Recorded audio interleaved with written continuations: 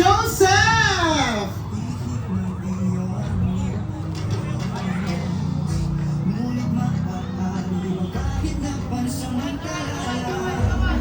Kasabay natin tawagin Esmir Ranolio and Shubi Etrata!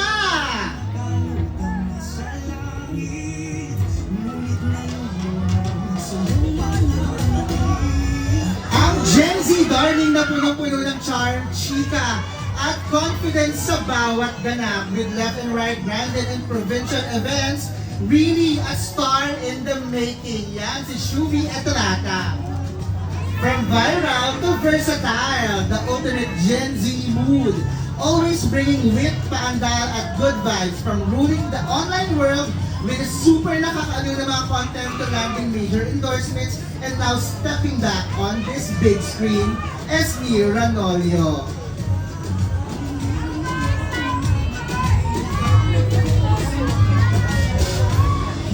Ang charmer na kahit chill, may impact while serving looks, laughs, and loads of charisma.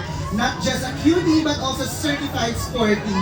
He recently played against South Korea for a basketball game with Minho and NCT.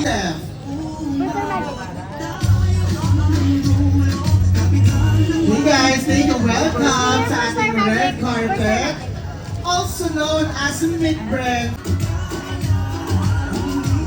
Ayan na nga, bumababa na nga sa kanilang car, sina Mika Salamanca and Brent Manalo. The social media influencer turned actress, serving authenticity, grace, and aura na ngayon pang big screen at aabangan na pa ng upcoming music under Star Pop.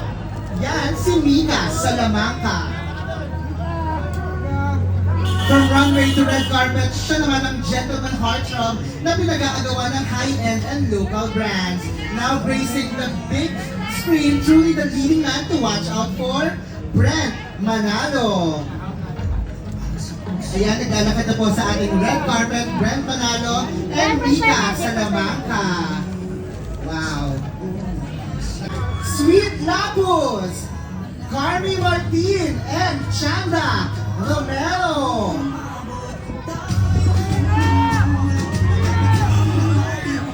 From screen to stage, ang comedian, actor, vlogger, host na may extra muha factor kapag nandyan siya sa eksena, guaranteed ang tawa mula sa Beauty and the Bestie hanggang sa And the Breadwinner is si MC.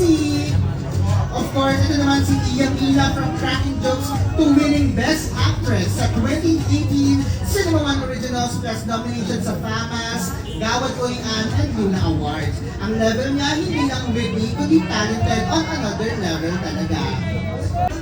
The master storyteller behind iconic films like Born Beautiful, Camel, Game Boys, 10 Little Mistresses, Becky and Badette, and The Breadwinner is truly campy, deeply moving, and always telling stories straight from the heart.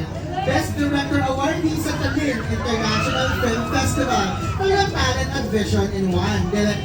With Lucas Antayon!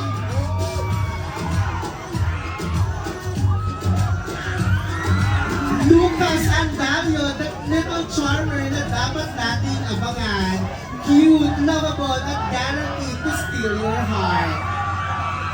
Kasama rin natin Nadine Lustre, 3-time FAMAS Award winner. She's now considered an LMFF royalty, a performer, Gen Z leader, advocate, style icon, the president, and now our mother. She doesn't just shine, she stays every moment. For a while. We'll be right back, mga kamilya, kaya stay tuned.